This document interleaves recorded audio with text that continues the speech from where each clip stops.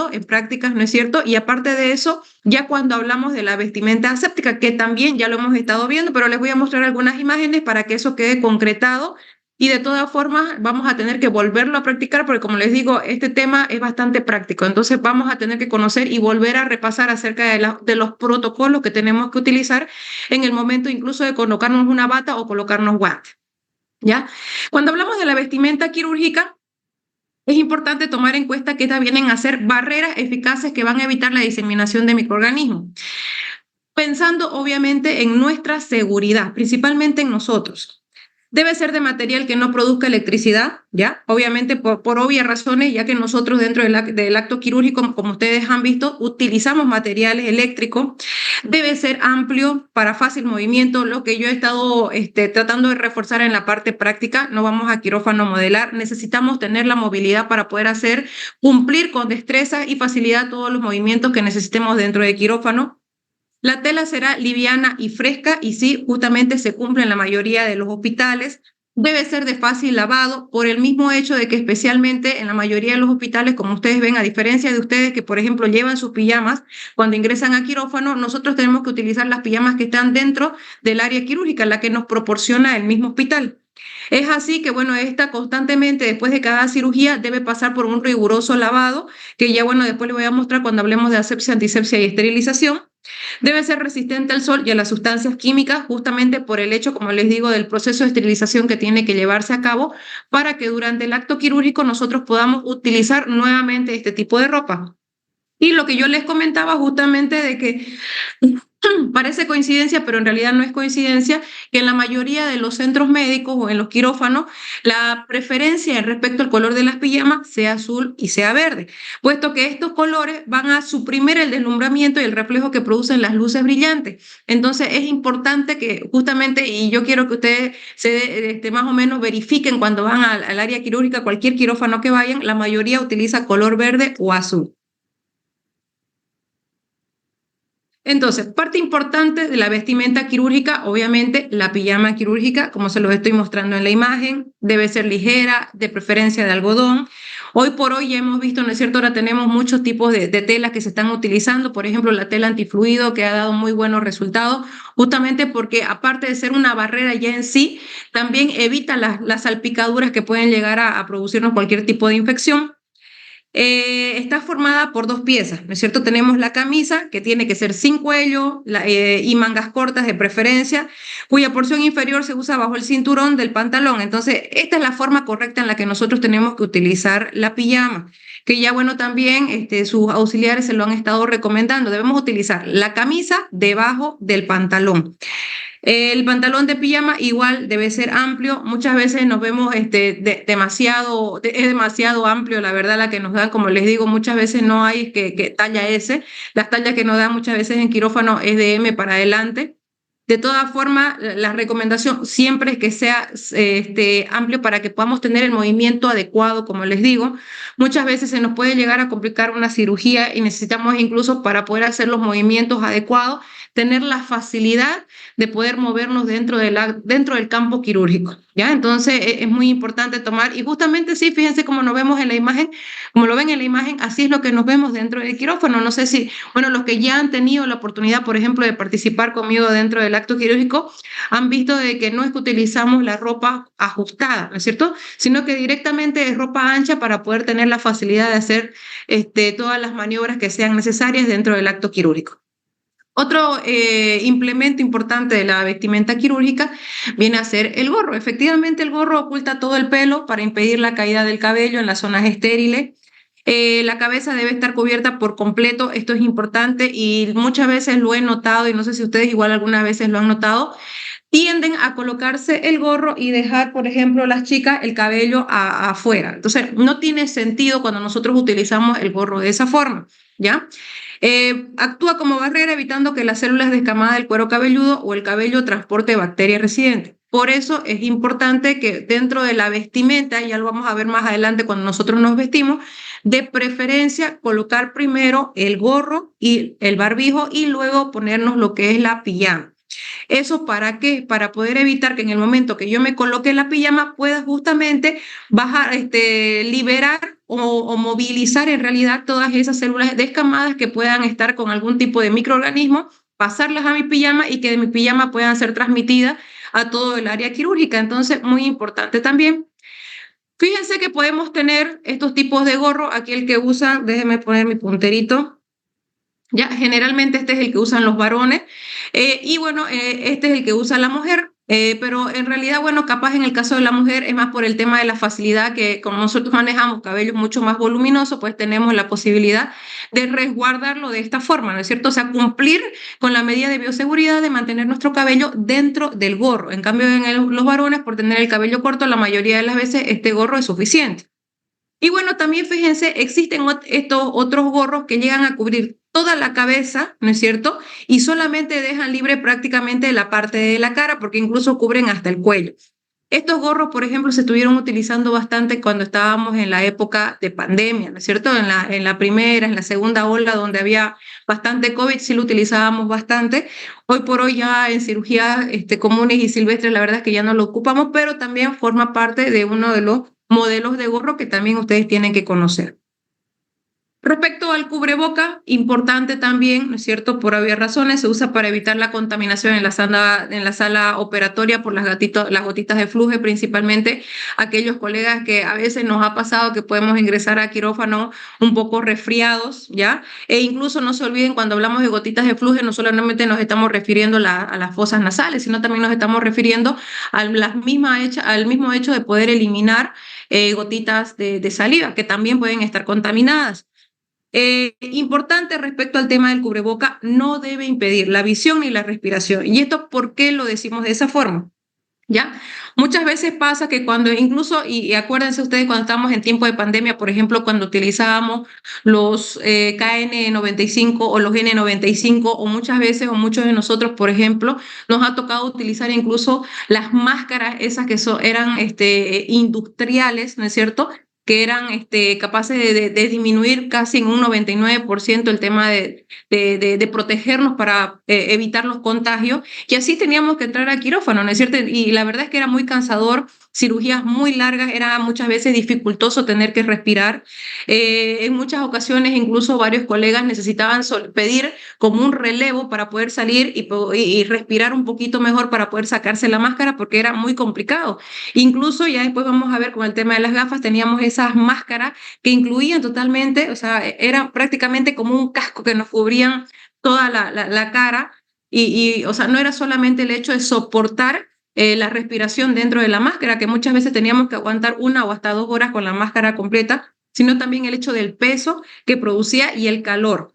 Debe cubrir la nariz, boca y mentón. Algo importante y que muchas veces yo les critico, por ejemplo, a los internos, que cuando usan el barbijo, ya sea dentro del quirófano o afuera del quirófano, ya lo usan con el cubrebocas por debajo de la nariz, lo cual obviamente no tiene, entonces no estamos cumpliendo con la función del cubrebocas. O sea, necesitamos sí o sí que el barbijo cubra definitivamente toda la parte de la nariz y la boca y que llegue hasta el mentón, formando así como un triángulo, de tal forma que se pueda cumplir con la función de evitar justamente la contaminación que nosotros en realidad podríamos pasarle al paciente.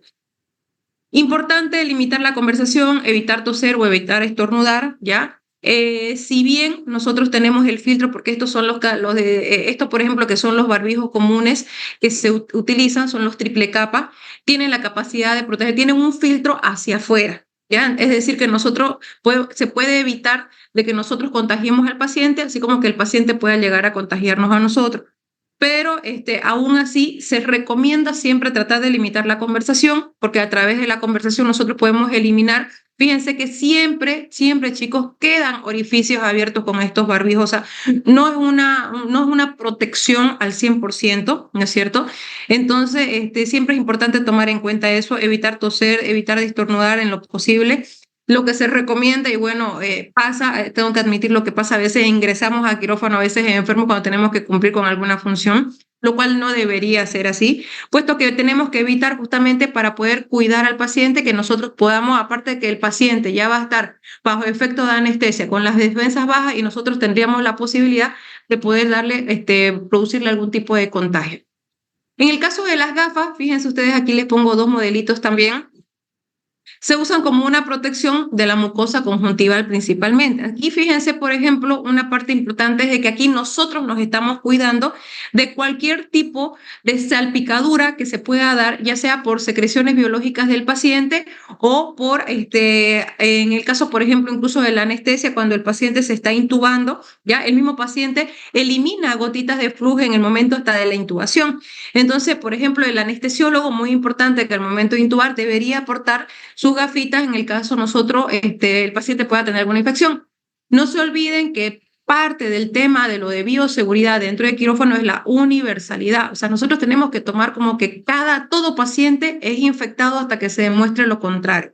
Y tratar a todos los pacientes de la misma forma, ¿no? No porque veo a este paciente que parece que no está enfermo y a este otro paciente que sí tiene una patología grave, lo trato de diferente forma. No, ante todo paciente tiene que predominar el tema o la prioridad de la universalidad, que todo paciente puede tener algún tipo de infección hasta que se demuestre lo contrario. Fíjense que las técnicas producen aerosoles, bueno, lo que les estaba comentando, hay riesgo de salpicadura, sangre, heces, orina, gotitas de flujo del paciente, débito intestinal, entonces son muchas circunstancias o muchos tipos de elementos biológicos que pueden llegar a producirnos salpicadura y bueno, de esa forma, si nosotros utilizamos, miren aquí, por ejemplo, este de aquí arriba que les estoy mostrando se utilizó mucho también durante la pandemia, ¿ya? Justamente porque aparte de que cubría los ojos, también cubría parte del barbijo. Entonces sí era bastante fiable. Y otra cosa también, de que justamente no permitía el empaño ¿cómo se llama? De las gafas, o sea, en este caso del protector facial. Y en este caso, por ejemplo, hay que tener mucho cuidado cuando nosotros utilizamos gafas, ¿ya? Hay que tener mucho cuidado de que las gafas, por el hecho de tener el barbijo, no llegue a empañarse. Entonces, como yo les comentaba, por ejemplo, esa vez en quirófano, en las prácticas, cuando nosotros tenemos que lavarnos las manos, participar del acto quirúrgico, tenemos que asegurarnos de cerrar los orificios que podrían quedar entre las fosas nasales, o bueno, encima del dorso de la nariz y las mejillas, porque muchas veces con nuestra respiración puede pasar el aire hacia arriba y puede empañar nuestros lentes. Entonces, muy importante tratar de sellar eso, justamente para poder evitar la empañadura de las gafas. Parte importante también de lo que es la vestimenta quirúrgica, las botas, ¿no es cierto? Que ya hemos estado también hablando. Usarse obviamente en las áreas grises y en las áreas blancas, como ya lo hemos visto, o sea, no es una vestimenta o un accesorio que lo vamos a utilizar en el área negra. Las otras que hemos estado hablando sí las podemos utilizar en el área negra, pero en el caso de las botas me las coloco en el momento que ingreso del área negra al área gris. ¿Ya? Y justamente es para evitar la contaminación externa por los calzados. Ahora, algunos me estaban comentando que por qué entonces algunos médicos no utilizan las botas o los protectores de calzado. Resulta que también en quirófano, chicos, nosotros, por ejemplo, podríamos llevar ya nuestro propio calzado para uso exclusivo en quirófano. Se puede, o sea, forma parte también en ese caso cuando los médicos, y lo van a ver en alguna ocasión, por ejemplo, directamente como tenemos casilleros, utilizamos nuestras mismas botas, nuestro mismo calzado, pero cuando es exclusivo de quirófano podemos utilizarlo sin necesidad de cubrebota. Caso contrario, no tengamos un calzado exclusivo para quirófano, entonces necesariamente tenemos que utilizar las botas para poder evitar esa contaminación externa. Luego tenemos la bata quirúrgica.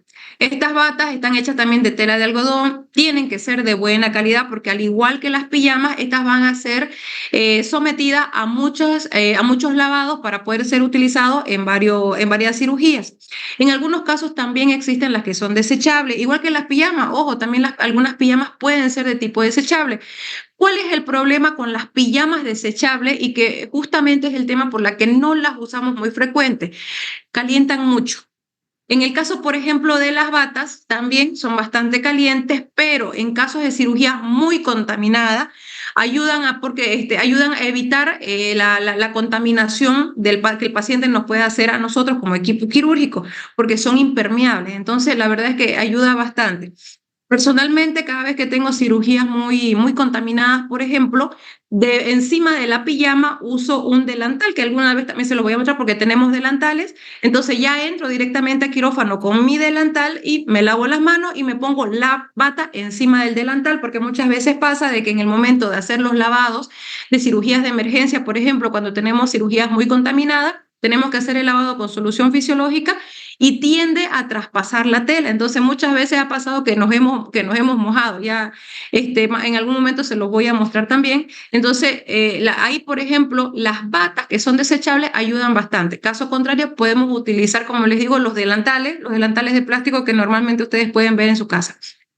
Cada manga de esta bata tiene una característica especial que ustedes ya la han visto, ¿no es cierto?, que termina en el puño, y justamente eso es para poder facilitar sobreponer el puño de los guantes y así también poder evitar cualquier tipo de derramamiento o de contacto que puedan tener los líquidos biológicos del paciente con nuestra piel.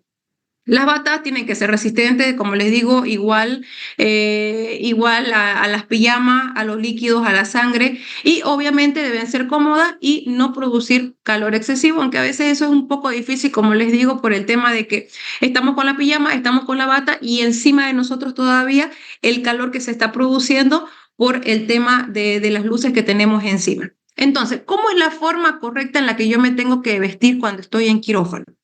Primero, debo colocarme el gorro justamente para evitar la caída de esas células descamadas que puedo tener en mi cuero cabelludo. Posteriormente, debería ponerme el barbijo para poder evitar las gotitas de fluje que puedan venir de mi nariz o de mi boca para poder, antes de que yo me coloque la pijama en sí. Posteriormente, debería colocarme la pijama, como ustedes lo ven acá, y siempre la parte de arriba, que viene a ser la camiseta, dentro del pantalón, ambos que tienen que ser amplios y tienen que ser cómodos. Y por último, al momento de pasar de la zona negra a la zona gris, debo colocarme las botas. ¿Alguna pregunta hasta ahí, chicos? ¿Quedó claro el tema de vestimenta quirúrgica? ¿Alguna duda que tengan?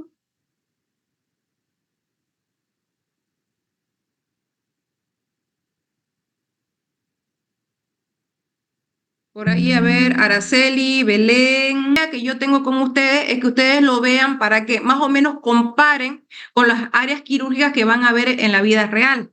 ¿Por qué? Porque ustedes se van a fijar que antes del área negra tenemos el área gris. Si nosotros, por ejemplo, hiciéramos eso directamente del aula ese que tenemos, donde pasamos la clase, ¿no es cierto?, previo a la práctica en sí, y pasamos directamente a los quirófanos, es como si no tuviéramos un área gris. No sé si me estoy dejando entender. Entonces, la idea principal es que ustedes puedan darle un uso y acoplarse al al sistema del área negra, los vestidores, a área gris, que es ese paso, ¿no es cierto?, del área que conecta esa área negra con la área blanca, y ya luego cuando pasan al área roja ya vendría a ser el área blanca, donde ya prácticamente están en el corredor, están en los lavados de mano y están en el quirófano propiamente dicho. Entonces, yo, por ejemplo, lo que quiero es que ustedes se acoplen a como que el aula donde hacemos la clase previo a la práctica es como si fuera un área gris. Entonces, ustedes ya ahí tienen que estar cambiados, ya tienen que estar con toda la indumentaria colocada, ¿ya? Por eso que yo les digo, pónganse sus botas de pasar del vestidor a la primera aula, y esa primera aula es nuestra área gris. Y ya de ahí para adelante, porque cuando una vez ya pasamos eso y entramos al pasillo, es como si fuera nuestro pasillo conector. Acuérdense que dentro del área blanca habíamos dicho, ¿no es cierto? Tenemos los quirófanos, tenemos el pasillo conector o el corredor y tenemos los lavados de manos.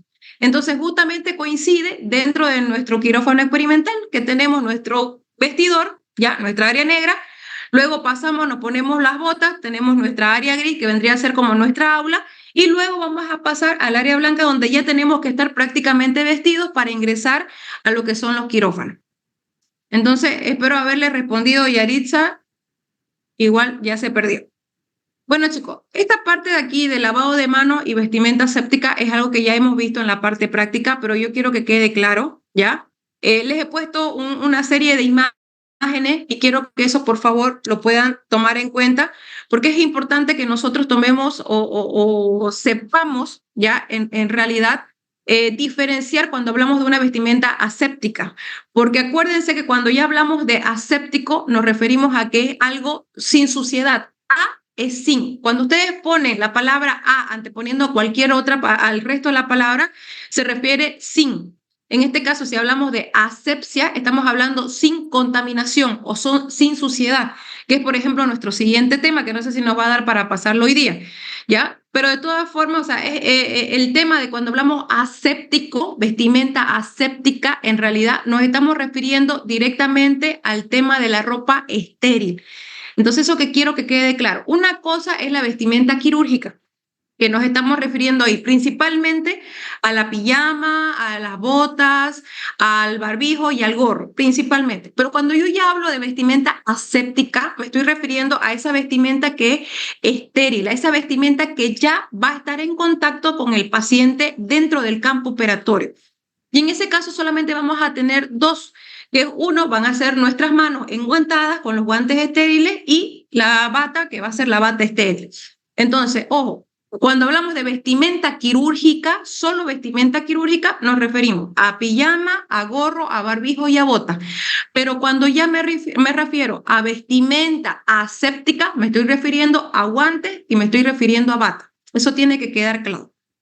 Cuando hablamos de lavado de manos, ya hemos dicho, ¿no es cierto? El lavado de manos quirúrgico es la remoción química de microorganismos que destruyen o matan la flora transitoria y remueven la residente presente en la piel, además que limitan materia orgánica. Ya hemos dicho remoción química porque nuestras manos, chicos, no se pueden esterilizar, ¿ya? Nosotros utilizamos químicos antisépticos para poder hacer el lavado quirúrgico, que ya hemos visto que tiene su protocolo y ahorita otra vez lo vamos a repasar. Entonces, no podemos decir que nuestras manos están estériles. Sí están estériles cuando ya nos ponemos los guantes encima, una vez que ya se ha cumplido con todo el proceso y todo el protocolo de lavado. Que destruyen o matan la flora transitoria, ya hemos dicho, esa flora transitoria es aquella que puede llegar a producir enfermedades. Es esa que, a diferencia de la residente que está en nuestra piel, que puede llegar a protegernos, pero para otro paciente o para un paciente que es inmunosuprimido puede ser un motivo de enfermedad, le puede causar enfermedad. Entonces es importante que nosotros, al momento de cumplir todo el protocolo de lavado de manos, cualquiera este sea, porque vamos a repasar el clásico y el actual, entonces tenemos que asegurarnos que nuestras manos estén asépticas, estén sin suciedad, estén limpias, estén sin contaminación. A eso se refiere. Y asimismo, eliminar materia orgánica, sangre, sudor, saliva, heces, orina que puede pasar. Entonces son circunstancias que nosotros obviamente en el momento de lavarnos las manos podemos ayudar a eliminar toda esa materia biológica u orgánica que pueda estar acumulada en las uñas, en los interdigitales, en los dedos, en la palma, en el dorso. Entonces, no decimos que nuestras manos están quirúrgicamente limpias, pero no estériles. Eso tiene que quedar claro, ¿ya? Cuando nosotros queremos poner limpios o poder utilizar alguna parte que sea un tejido vivo en un acto quirúrgico, hablamos de asepsia o antisepsia en este caso, porque utilizamos químicos para poder realizarla, que lo vamos a ver, como les digo, cuando llevemos el tema de asepsia y antisepsia. Y cuando hablamos de esterilización, nos estamos refiriendo a lo que es objetivo, a lo que es físico, al material, a la ropa, al material de vidrio, a las gasas, a las compresas, a los guantes, a las pijamas, a las batas. Bueno, en este caso a las batas, a las pijamas no nos las entregan estériles, como les digo. Entonces, eso sí, lo que es objeto, los objetos, eso sí se pueden esterilizar. Los tejidos vivos no se pueden esterilizar. Eso tiene que quedar claro.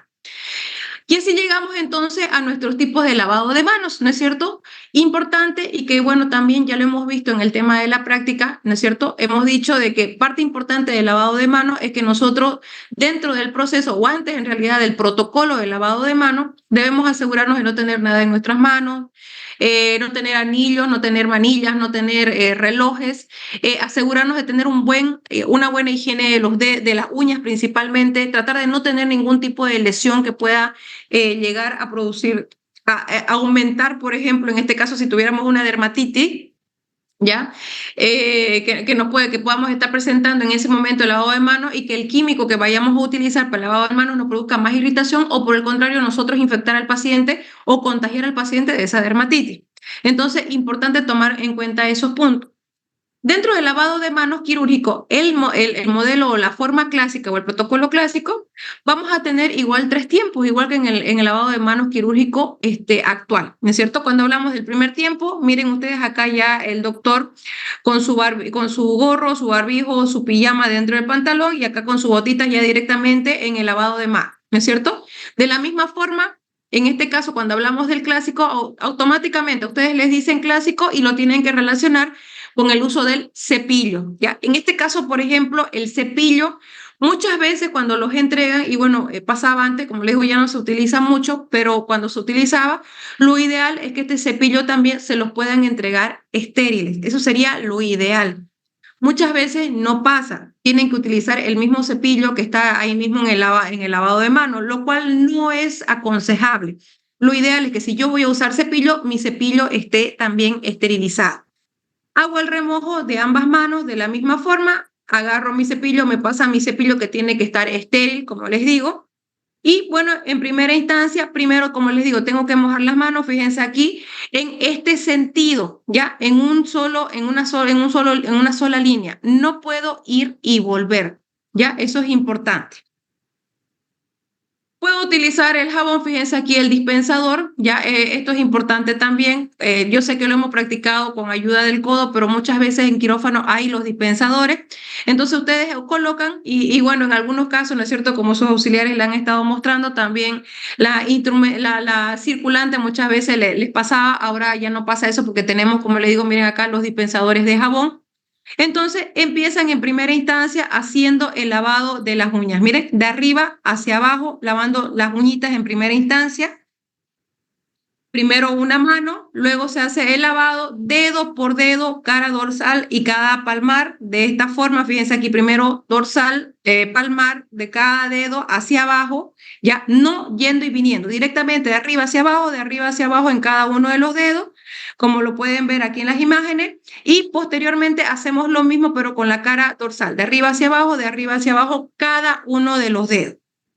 Posteriormente hacemos el lavado de las zonas interdigitales, una por una también, como lo estamos haciendo aquí con el cepillito, ¿ya? Lavado uno por uno, se lava dedo interdigital, interdigital, interdigital.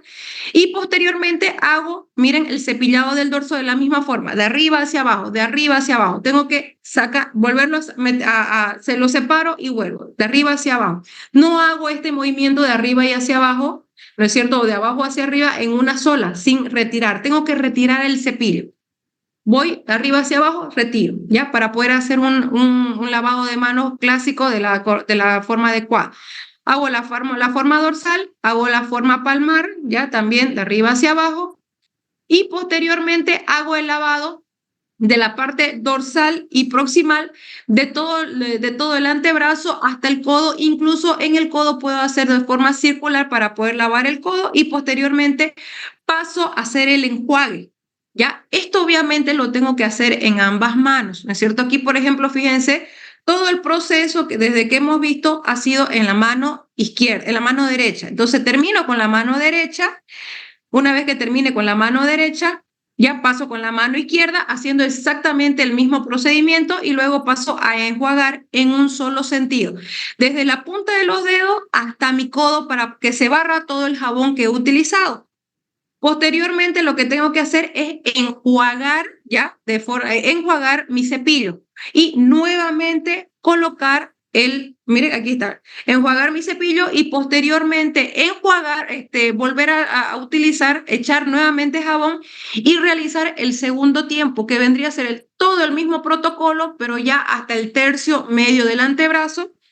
Posterior a eso, vuelvo a hacer el enjuague de ambos miembros, hago el enjuague del cepillo y por último hago nuevamente el tercer tiempo donde ya solamente voy a hacer hasta la muñeca, pero haciendo exactamente el mismo procedimiento, ¿ya?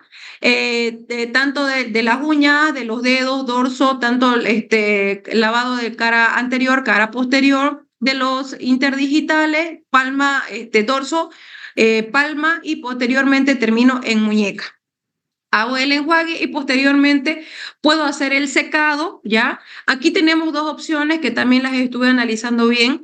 Una de ellas es la que, por ejemplo, les han estado enseñando los auxiliares, ¿no es cierto? Donde hay una bandejita con alcohol al 70% y ustedes después de hacer el secado, pueden hacer el remojo de sus manos en ese alcohol que sí funciona como un potente antiséptico, que ya lo vamos a ver en el tema de antiséptico, o también en algunos casos están utilizando la clorexidina, que lo vamos a ver, ¿no es cierto? Que yo se los he mostrado en el lavado actual.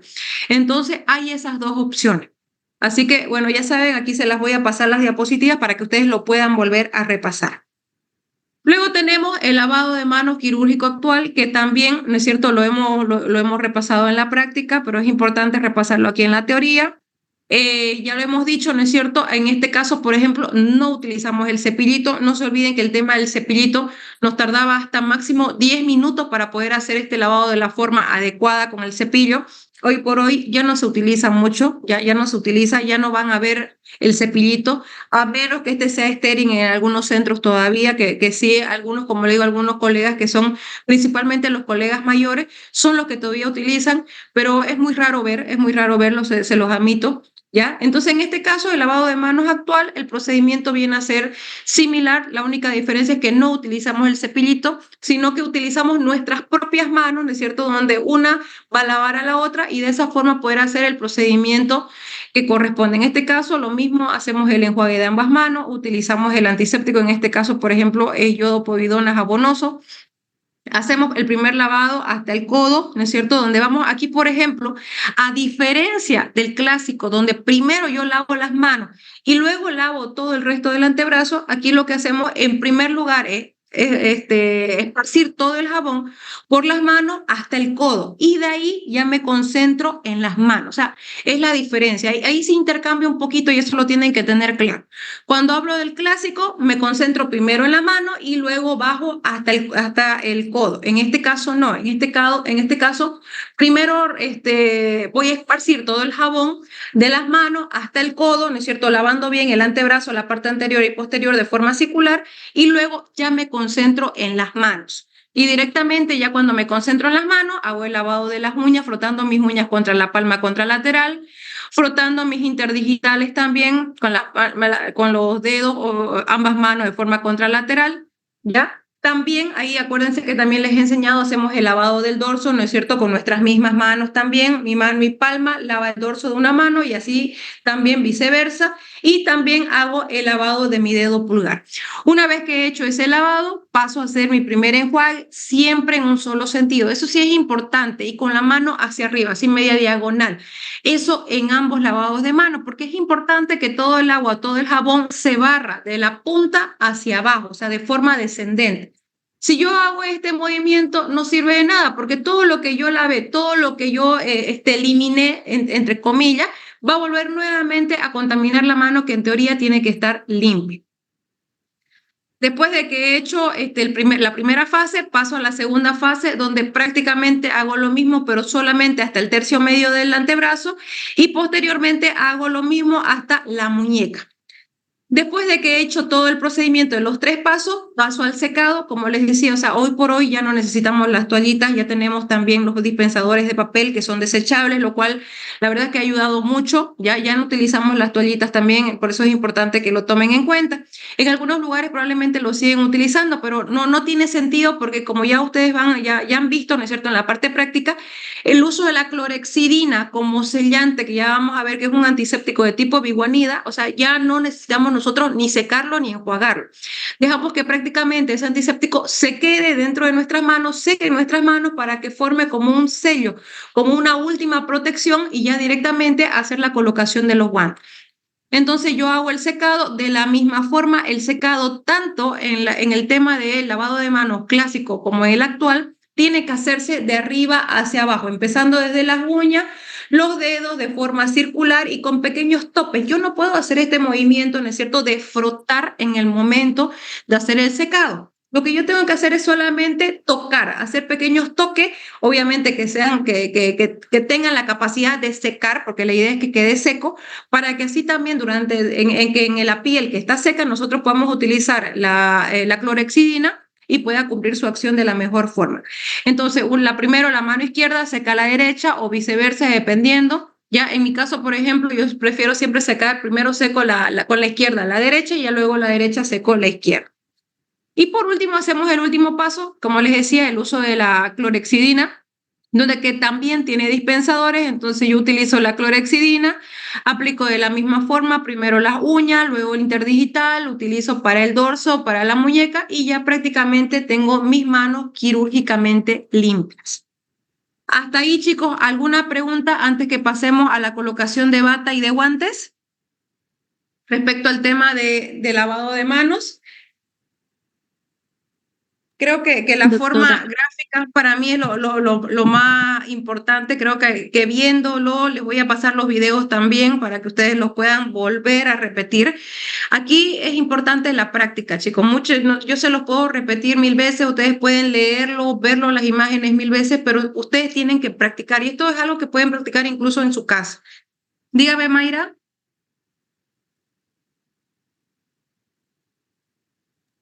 doctora, el secado en el lavado de manos clásico es de, antes y después del uso del alcohol o solo después. Sí, no, sí, también, porque el alcohol sí lo tienen que secar, porque fíjense que el alcohol, a diferencia de la clorexidina, no se seca rápido. Entonces, ustedes van a, no, se pueden secar antes de la colocación del alcohol o directamente también, después de hacer el enjuague, pueden ir directamente al alcohol y luego hacer el secado. Pero sí, sí o sí lo tienen que hacer el secado. No seca rápido igual que seca la clorexidina. La clorexidina es de secado rápido, o sea, en el paso que estamos pasando de lavado de manos a colocarnos la bata estéril, ya se secó. Lo que no pasa con el alcohol tarda más en secarse. Entonces, si tenemos una toalla estéril, podemos proceder a secarnos el alcohol. Entonces, justamente por eso también, fíjense que a diferencia de la clorexidina sí se queda en un 100% cumpliendo su acción. Por eso es que ha dado muy buenos resultados respecto al tema del lavado de manos y ha hecho que se disminuya todo este proceso. O sea, de lavarnos las manos 10 minutos, ahora podemos lavarnos 3 minutos y tenemos la seguridad de que no vamos a tener ese proceso de contagio que se tenía antes. En cambio, ahora con la clorexidina, o sea, de forma rápida, ustedes cumplen con todo el protocolo, se colocan la clorexidina, el secado y ya pueden hacer la colocación de los guantes. Si ustedes pretenden, por ejemplo, colocarse los guantes teniendo el alcohol todavía húmedo, va a ser bastante dificultoso. No se olviden que hay muchos de los guantes estériles que tienen polvo para que pueda ayudar a ser deslizante en la colocación, pero cuando las manos están húmedas y nosotros colocamos los guantes, eso se forma como un pequeño barro y cuesta introducir o poder acomodarse los guantes. Ya ustedes lo van a notar eso cuando ya les toque en sí comparar ese tema. Gracias, doctora. Listo, Maya. Ahora, en el tema de la colocación de la bata quirúrgica también, ¿ya? Como ya hemos dicho, o sea, este se usa para participar en la operación, o sea, ya del campo quirúrgico. No se olviden que cuando hablamos de aséptico, estamos hablando de que está limpia, ¿no es cierto? En este caso, estéril, porque la bata, al igual que los guantes, son objetos, entonces sí se pueden esterilizar. Es importante tomar en cuenta de que tenga que estar en buena, ¿cómo se llama? En buena, que no esté rota, ¿ya? Que no esté rota, que no esté deteriorada, es importante eso siempre. El estado de asepsia en la forma más práctica posible. Dígame, Mariana, ¿qué pregunta tiene?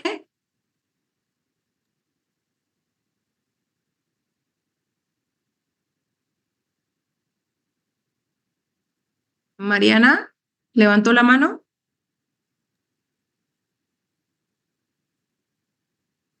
Sí, ¿se me escucha?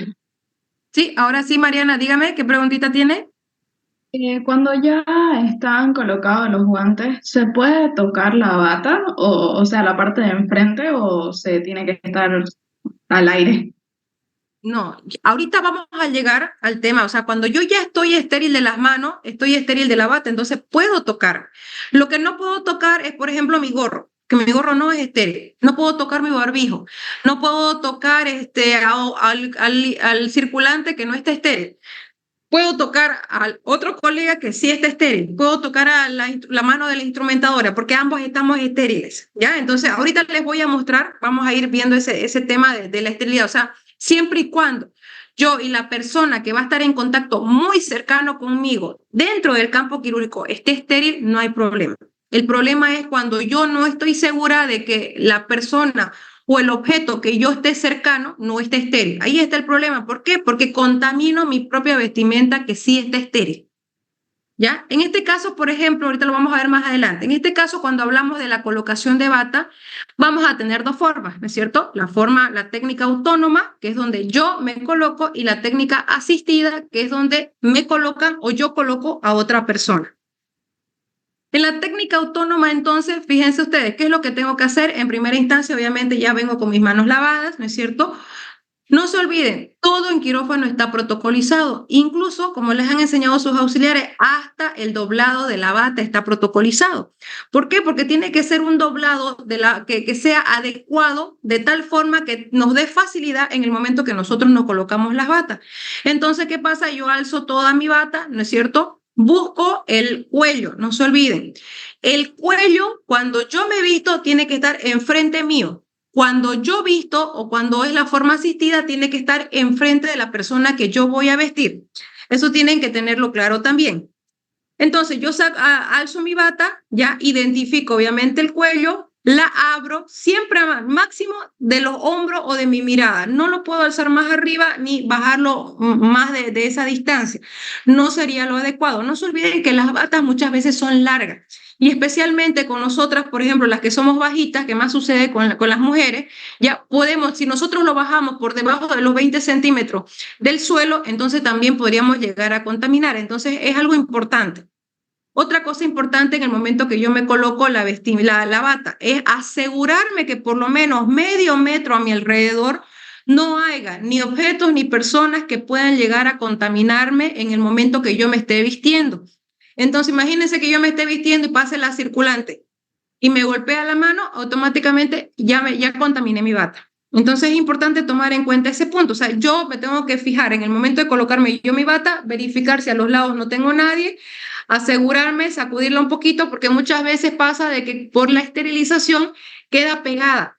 Y ya ustedes se van a dar cuenta. Por eso yo siempre les digo sacudir un poquito para que se pueda extender y ya posteriormente, miren, una vez que ya está extendida, paso a meter mis brazos a través de ambas mangas y no me preocupo si llega, por ejemplo, hasta mi codo. ¿Por qué? Porque para eso tengo a la circulante. La circulante es la que se va a encargar. Mira, aquí el doctor no baja los brazos, no se preocupa, está relajado y aquí ya la circulante se va a encargar de colocar la bata de forma completa y adecuadamente para que ya el cirujano esté listo para colocarse los guantes. ¿Qué pasa en la forma asistida? Entonces, en la forma asistida, miren acá, yo ya estoy estéril. Aquí la pregunta que me hacían, yo ya estoy estéril. Digamos que yo sea la instrumentadora y tengo que vestir al cirujano. En la forma asistida, ya tiene la persona que viste, ya tiene que estar con guante y con bata estéril. No puede, por ejemplo, la circulante poner la bata estéril al cirujano, porque no está. Acuérdense que la circulante y el anestesiólogo no se visten asépticamente. Se visten asépticamente la instrumentadora, los cirujanos, el cirujano y sus ayudantes, pero no así los otros. Entonces, por ejemplo, la circulante no puede vestir al cirujano. Sí o sí, un requisito para que yo haga la técnica asistida es que yo ya esté vestida. Si no, no tiene sentido.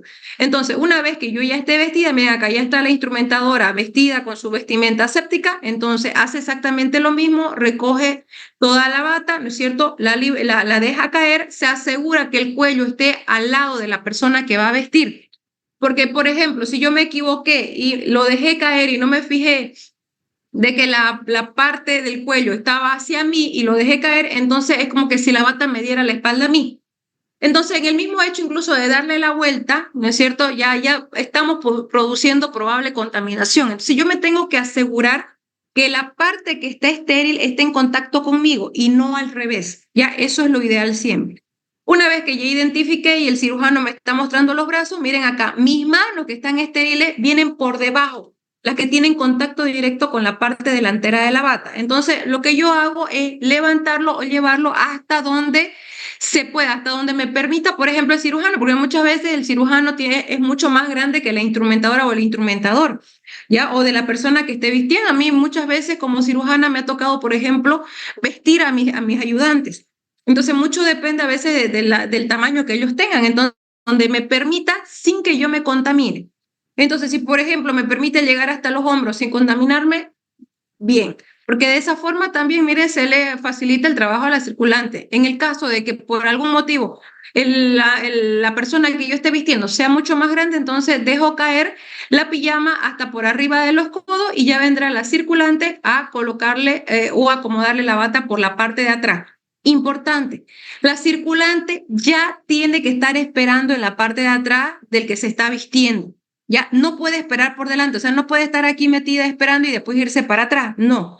Se van a fijar ustedes que automáticamente la circulante ve que ya yo me estoy vistiendo, yo estoy vistiendo a la otra persona, se coloca atrás, porque sabe que su función es terminar de vestir a los personajes o a los que se tienen que vestir asépticamente.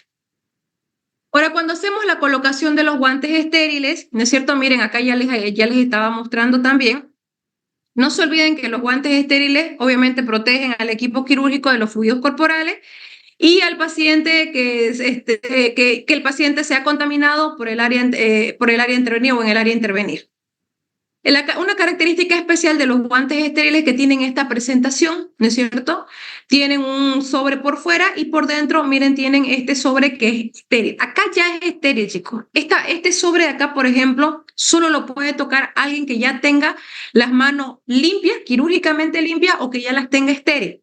¿A qué me voy? Que, por ejemplo, aquí el circulante no puede sacar, no puede abrir completamente el sobre de los guantes estériles, sacar esta parte que tiene la parte estéril y entregársela al instrumentador. No, tiene que presentársela como lo estuvimos practicando en las clases prácticas.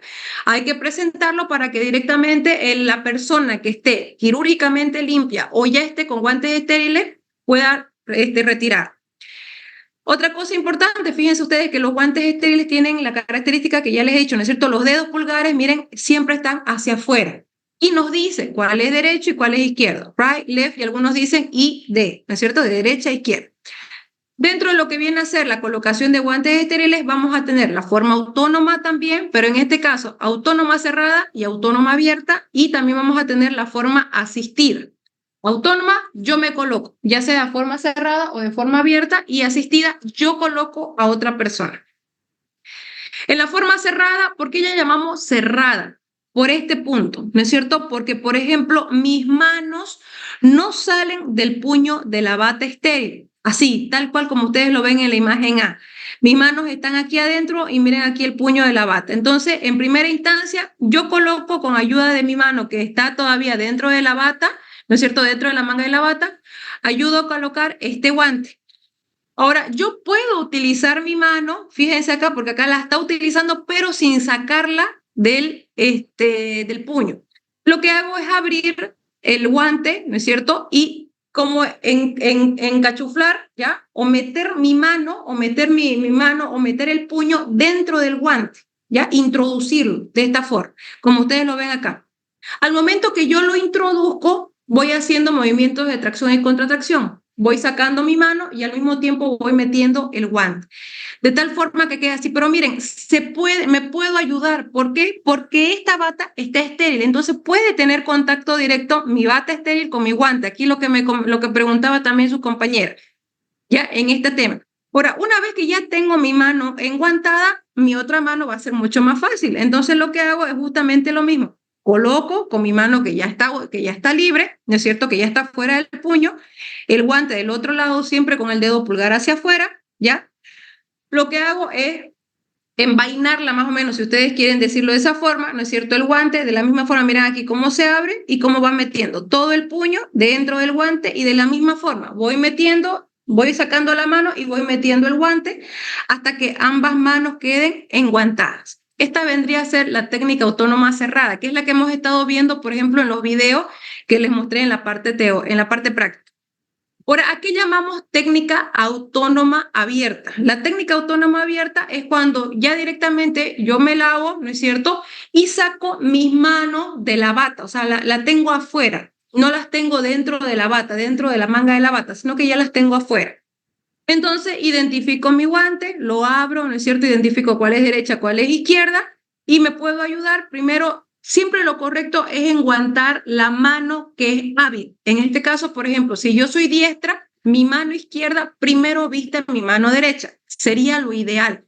¿Por qué? Porque ya una vez esté enguantada mi mano que es ágil, va a ser más fácil hacer la colocación del otro guante de mi mano que no es ágil y ya después, posteriormente, hago la colocación correcta de ambas manos o me acomodo en realidad. Entonces, miren acá, por ejemplo, la mano izquierda me ayuda a abrir de esta forma. No se olviden también, importante, porque esto solo lo tienen los guantes estériles, la parte ¿cómo se llama? De la muñeca está doblada, ¿no es cierto? Entonces, yo puedo agarrar de la parte de afuera, como lo ven acá, en este caso de la parte de adentro, y ayudarme a colocar. Aquí sí puedo agarrar como una pinza, ¿ya? Una vez que yo ya agarro como una pinza, hago movimientos de tracción y contratracción para que se pueda introducir. Mira, aquí mi mano izquierda abre para que mi mano derecha entre, siempre con el dedo pulgar hacia afuera. Otra cosa que es importante que ustedes tomen en cuenta. Técnica autónoma de colocado de guantes tiene que ser con el dedo pulgar hacia afuera, ya sea abierta o sea cerrada, pulgar hacia afuera. Porque ya vamos a ver que en la técnica que es asistida, el pulgar tiene que ir hacia adentro. O sea, son tips que ustedes pueden tomar en cuenta en el momento de la colocación de los guantes. Hago movimientos de tracción contra tracción, ¿ya? Hasta que llegue más o menos hasta el término de la muñeca y después, cuando ya mi mano derecha esté enguantada, introduzco los dedos menos el dedo pulgar. O sea, el dedo pulgar aquí ustedes tienen que no olvidarlo. Ya el dedo pulgar ya no puede ayudarme a pinzar. Directamente me tengo que basar en los otros dedos y meto por debajo, o sea, la parte estéril para que ya tenga contacto con el resto o con la otra parte estéril del guante. Y de la misma forma voy ayudando para que por movimientos de tracción y contratracción mi mano derecha termine de vestir a la mano izquierda o vista a la mano izquierda. Entonces, fíjense ustedes, voy metiendo mi mano derecha y al mismo tiempo jalando el guante hacia arriba hasta que ambos guantes o ambas manos queden enguantadas. Esta vendría a ser la forma autónoma abierta. Ahora, hay la otra forma igual que les estaban mostrando los auxiliares, por ejemplo, y que está en el libro también, ¿ya? Que es la forma que es montada, que es exactamente la misma que ustedes están viendo ahorita en pantalla, pero donde agarran los dos guantes pinzándolos por la parte de en medio. Es una técnica, personalmente también la uso, pero cuando ya uno tiene un poquito de práctica. ¿Por qué? Porque si ustedes no se desconcentran, por ejemplo, en algún momento y están colocando una de las manos, se van a olvidar que están agarrando los dos guantes y por accidente van a dejar caer el otro guante que tienen en su mano. Entonces, es algo que se puede practicar. Entonces, ya lo van a ver ustedes también en su libro y lo vamos a volver a practicar en la práctica, ¿ya? Que la forma que es montada es simplemente una técnica autónoma abierta donde me calzo los dos guantes, pero sosteniendo los dos al mismo tiempo. Porque de todas formas, primero me voy a calzar uno y luego me voy a calzar el otro. Entonces es exactamente lo mismo, pero agarrándolo los dos al principio.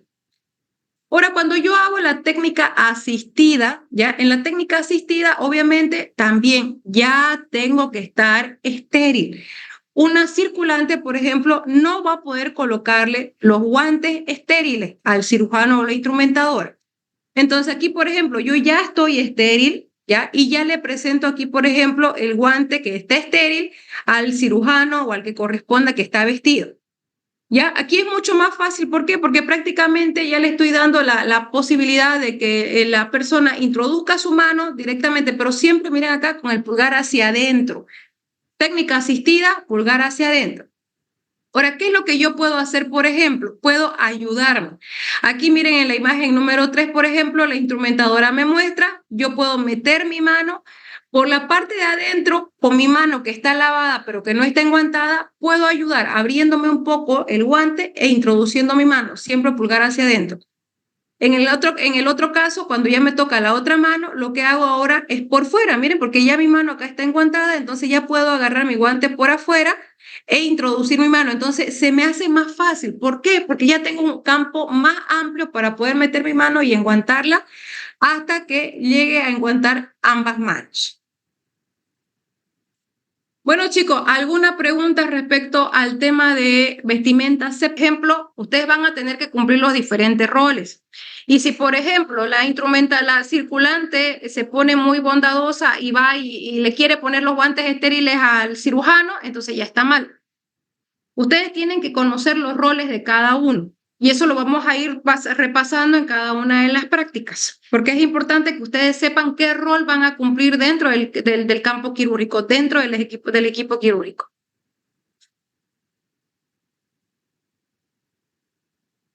¿Quedó claro, Angie?